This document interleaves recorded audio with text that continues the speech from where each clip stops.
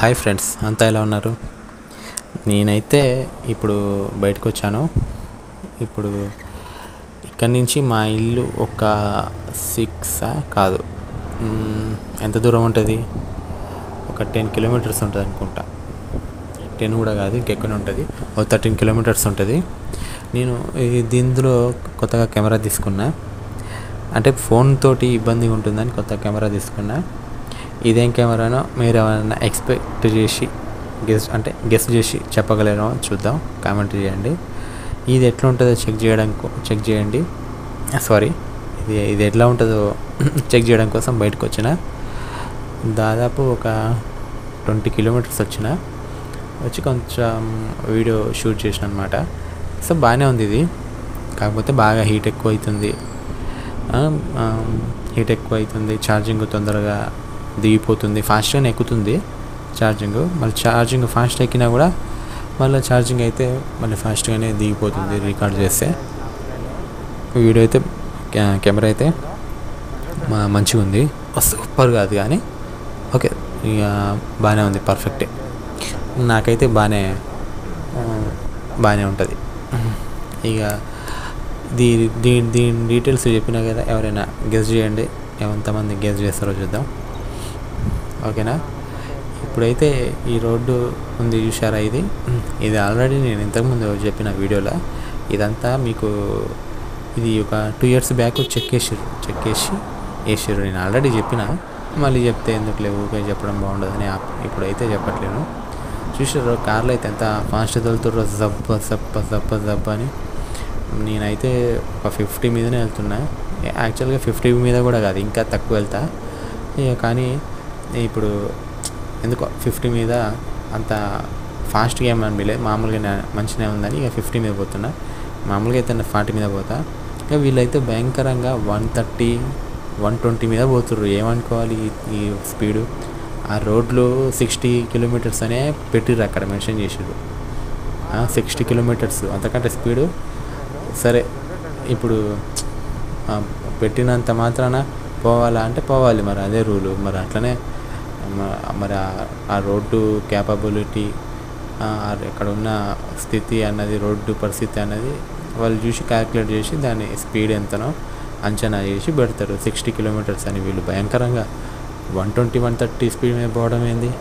వీళ్ళని కాదు, మొత్తం అంతా ఎక్కడ చూసినా అట్లనే దొరుకుతుంటారు. ఇంకా భయంకరంగా అయితే ఈ మధ్య ఇంతకుముందు ఎప్పుడు వినని రోగం అదేంటంటే, ఈ మైనర్స్కి కూడా వెహికల్స్ ఇస్తున్నారు అన్నమాట పేరెంట్స్. మరి పేరెంట్స్ ఒక 20 years బ్యాక్ వాళ్ళు కూడా మైనర్సే కదా. సరే, మైనర్స్ కాకుండా కూడా చిన్నోళ్ళే కదా, బుద్ధి లేదు వీళ్ళకి, కొంచెం కామన్ సెన్స్ లేదు. మన దేశంలో చట్టాలు అవి లేకపోయేసరికి, చట్టాలు శిక్షలు లేకపోయేసరికి వీళ్ళంతా ఇట్లా చేస్తున్నారు. జనాలకు కూడా బుద్ధి లేదు, అంత దొంగనాయాలకి ఓట్లు వేసుకుంటా కూర్చుంటారు. ఓట్లు వేస్తారు, నోట్ల కోసం ఓట్లు వేస్తారు, ఆ పార్టీ జెండాలు తిప్పుకుంటా తిరుగుతుంటారు. నాకు తెలిసిన వాళ్ళు కూడా ఇద్దరు ఉంటారు, ఎప్పుడు ఈ పాలిటిక్స్ దీంట్లోనే తిరుగుతుంటారు. ఏం తిరుగుతుంటారు? కార్యకర్తలు అంటారు కదా, అది. ఇక ఎందుకురా నాయన, ఎప్పుడు వాట్సాప్లో స్టేటస్లు పెట్టుకుంటా వాళ్ళు ఉంటారు, ఎవరిదో కంది నాకుతుంటారు కదా సంక. ఇంకా వాని ఫోటోలు షేర్ చేసుకుంటా వాట్సాప్లో స్టేటస్లు పెట్టుకుంటూ ఉంటారు. మరి ఎంత ఇస్తారో నెలకి నాకైతే తెలియదు.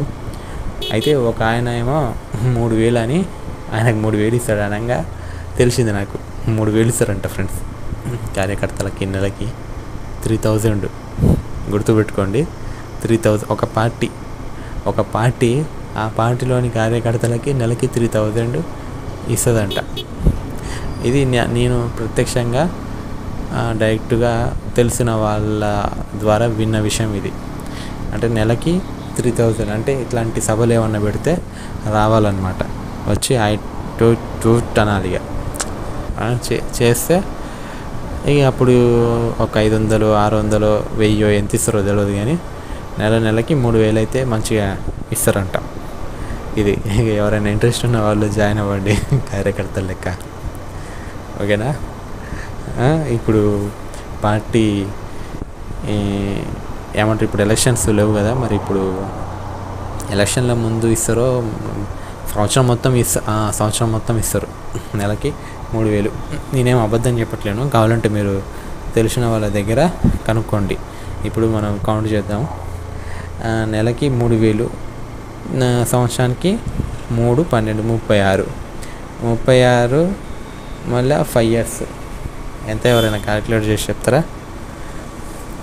నేనే చేసి చెప్తాకండి. సంవత్సరానికి 36,000, 5 సంవత్సరాలకి 5 × 36 1,80,000 వస్తుంది ఫ్రెండ్స్. ఒక కార్యకర్తకి 1,80,000. 1,80,000 అంటే 1,80,000 అనుకోవద్దు, 1,00,000 రూపాయలు అనుకోండి. ఎందుకంటే నెలకి ఇస్తారు. ఎగ్జాక్ట్గా ఏమంటారు, ఇప్పుడు కొన్ని నెలలు అయితే బాగా ప్రచారాలు అయ్యి తిరుగుతుంటారు, కొన్ని నెలలేమో ఎక్కువేముండదు. సో అటు ఇటుగా 1,50,000 వేసుకోండి. 1,50,000 ఒక కార్యకర్తకి 1,50,000. సో 1,50,000 కాదు కానీ ఇక అటు ఇటుగా 2,00,000 వేసుకోండి. ఎందుకంటే మళ్ళీ ఏదైనా సభ పెడితే వచ్చి అక్కడ కుప్పిగంతులు వేసినందుకు కూడా కొంత అమౌంట్ ఇస్తారు కదా. అంటే ఒక కార్యకర్తకి 2,00,000 5 సంవత్సరాలకి. వాడు 5 సంవత్సరాలకి ఒక కార్యకర్తకి 2,00,000 ఇస్తున్నాడంటే ఇన్ని వేల మంది కార్యకర్తలు వస్తుంటారు. వాడు ఎన్ని కోట్లు ఇవ్వాలి? ఆ డబ్బులన్నీ ఏడంగా వస్తున్నాయి. ఒకటికన్నా బుద్ధి ఉందా, ఒకటికన్నా తెలివి ఉందా అని అడుగుతున్నాను నేను. ఇన్ని కోట్ల రూపాయలు అంటే ఇప్పుడు కొత్తగా మార్చేది ఏం లేదు. ఇదంతా ఫస్ట్ నుంచి పూర్వం నుంచి కంటిన్యూ అవుతున్నదే. ఇప్పుడు కొత్తగా మారింది ఏం లేదు, కొత్తగా వచ్చిన రోగం ఏం లేదు. ఇప్పుడు ఉన్నోళ్ళు ఎట్లున్నారో 100 సంవత్సరాల క్రితం కూడా అట్లనే ఉన్నారు. కాకపోతే అప్పటికి కాలం మారింది, టెక్నాలజీ మారింది, రోజులు మారినాయి, కొన్ని పరిస్థితులు మారినాయి, అంతే. సేమ్, ఏం మార్పు లేదు.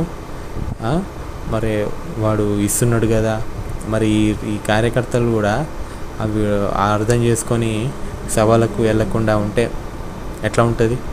ఒక్కడు కూడా రాకుంటే ఎట్లుంటుంది? వీళ్ళకే ఉండాలి బుద్ధి. మనం ఏం చేస్తాం? మనం ఎంత చెప్పినా కూడా మనల్ని అంటారు. వీళ్ళని కాదు, ఎక్కడ చూసినా కూడా ఎట్లనే ఉందంతా. రాజకీయాలు కానీ, సినిమాలు కానీ, లేకపోతే హాస్పిటల్స్ కానీ, ఈ మెడికల్ దాంట్లో కానీ, ఇంకా ఎక్కడ గవర్నమెంట్ జాబ్స్లలో కానీ, ప్రైవేట్ జాబ్స్లలో కానీ, కోచింగ్ సెంటర్స్లలో కానీ, ఇంకే ఎన్ని రంగాలు ఉంటాయో అన్ని రంగాలు అంతా. వ్యవసాయం అంటారు, ఈ వ్యవసాయం రైతన్నలు అంటారు, రైతులకు సహాయం అంటారు, ఇవన్నీ మాట్లాడతారు. కానీ మళ్ళీ పేద రైతులనేమో అనగా దొక్కేస్తుంటారు. డబ్బున్న రైతులు, వాడేం రైతు కాదు కానీ రైతు అని చెప్పుకుంటాడు అంతే. వాడేం చేస్తాడు? 10 మంది రైతులని కింద కూలికి పెట్టుకుంటాడు. వీడు బిజినెస్ మ్యాన్ అవుతాడు కానీ రైతు ఎట్లా అవుతాడు? వీడు కూడా రైతే అంటాడు. వీడు కూడా నేను రైతునే అంటాడు. వాడు బిజినెస్ మ్యాన్, వాడు వ్యాపారస్తుడు, వాడి కింద ఉన్నది రైతులు.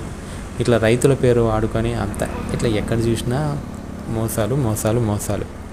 అంటే మన భారతదేశం ఒక్క దేశంలో అని కాదు, ప్రపంచం మొత్తంలో కూడా ఇట్లనే నడుస్తుంది. అంతా మోసాలు. ఈ జనాలు మారనంత వరకు ఏది మారదు. సో మీకైతే వీడియో నచ్చితే లైక్ చేయండి, ఇలాంటి వీడియోస్ కోసం సబ్స్క్రైబ్ చేయండి. Thank you, bye.